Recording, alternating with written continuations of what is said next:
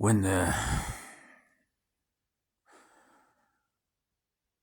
wind sweeps the dust across the dusty road, when the leaves fall and make no sound, when the air has gone out of humanity, when all we have left are memories, suddenly life intervenes. Hey, wait a minute, Pilgrim. You're not done yet. Have you checked your email?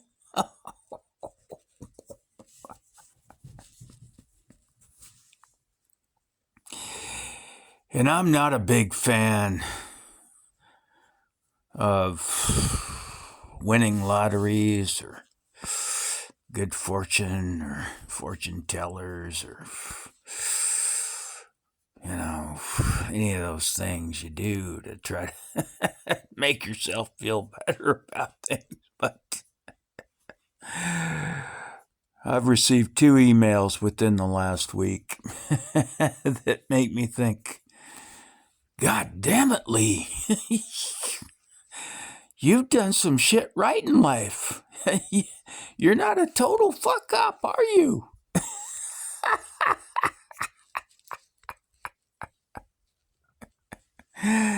So anyway, first email, completely unexpected, and I don't know how she found it. I sent her an email about 10 years ago. When it, 10 something years ago when the Fukushima thing happened. So a student of mine, Nao, N-A-O, Nao. That's all I ever knew her as. I'd look at the email to find her last name, but it's some kind of Japanese thing, Nao, Shikum Shishiwa, whatever.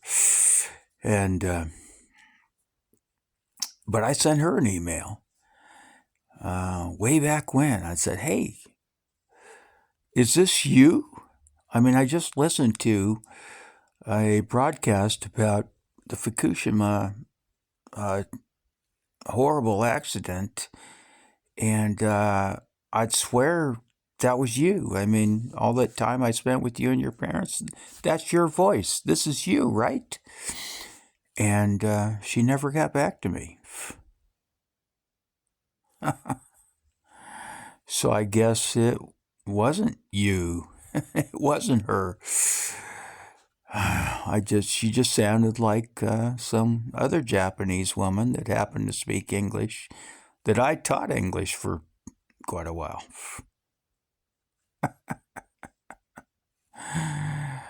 But 10 years later, imagine this. 10 years later, I get an email. Hey, Lee, are you still up for the Route 66 trip?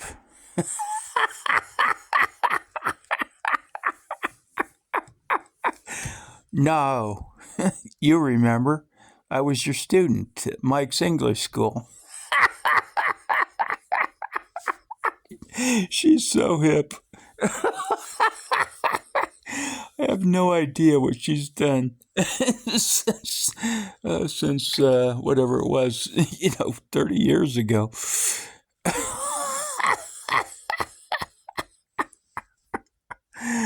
But I'm guessing that somehow she got a hold of that email. You can imagine, some popular newscaster. She gets millions of emails, thousands at least, right? And so somehow she dug it out, or somebody dug it out for her and said, hey, this guy in America, knows you. He used to be your teacher. And so I get this email 10 years later. Hey, Lee,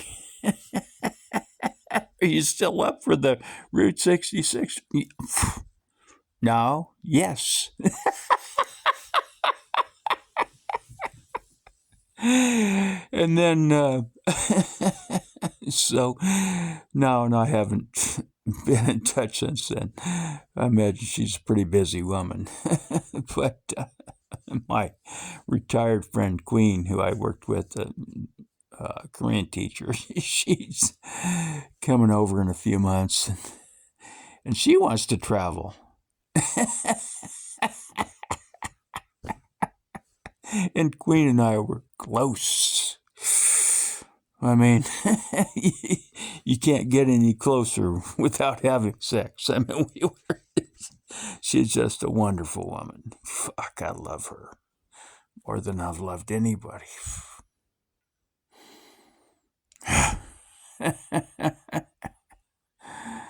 So she wants to come over and spend a week or two, and she wanted to stay in a hotel in city. I was like, really? Come on. So now my plan is the evil plan that all white men have is to get both the Asians together on the road on Route 66.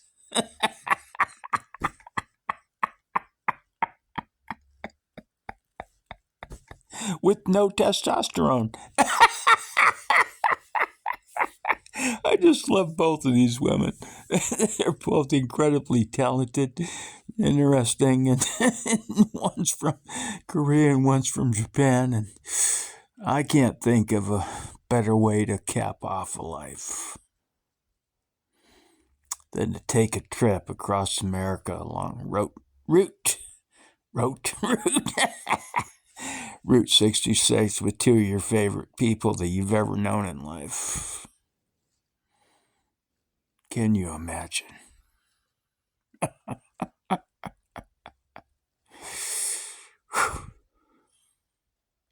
And I think I actually have the ability to make this happen. It's just a time coordination thing.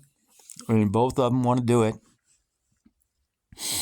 So we're just going to have to coordinate the schedules, and I'm going to put them in touch with each other, and then I have all the time in the world. So whenever they decide they want to do it, we're going to do it.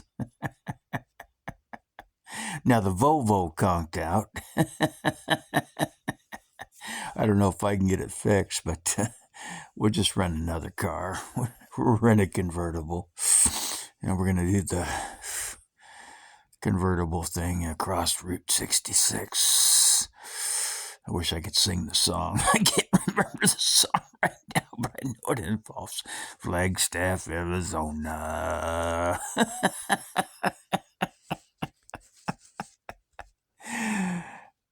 But I'll tell you what.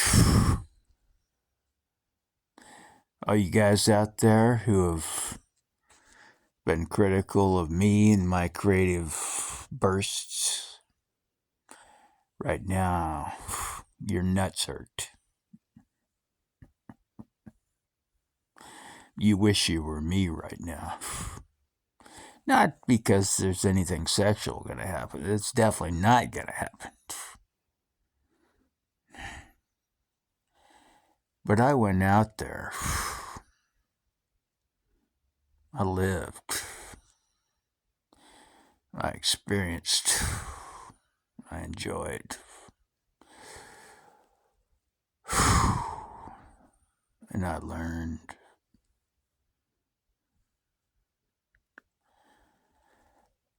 And what you will find almost impossible to believe. I was modest. I was humble. It's only when I come back here where I get cocky. You can't do that in a foreign country because you don't know shit. You had to bow your head and say, yes, sir, yes, ma'am, blah, blah, blah. And let me learn how things work here.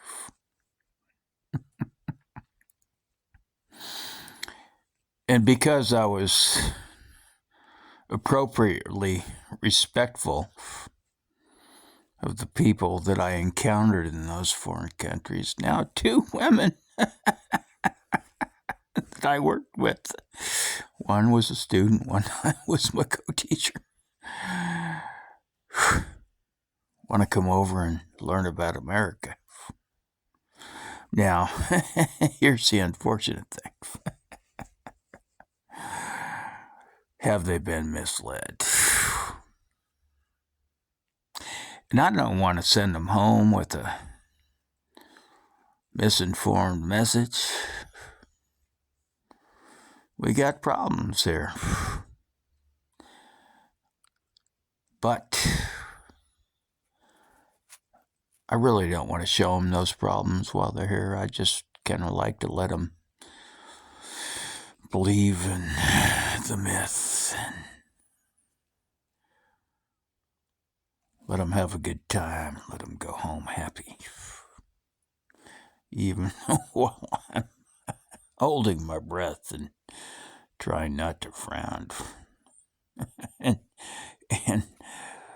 evading certain situations.